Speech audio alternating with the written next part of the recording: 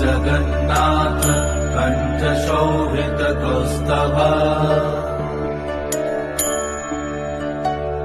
Padmanabha Vedgarbh चन्द्रसूर्य विलखना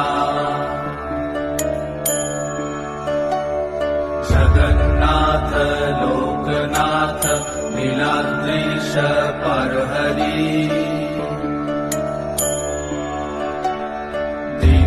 दीनबन्धुर्दया Sindhu Kripalu जनरक्षका कम्बुपाणि Chakrapani Padmanabha नरत्तम्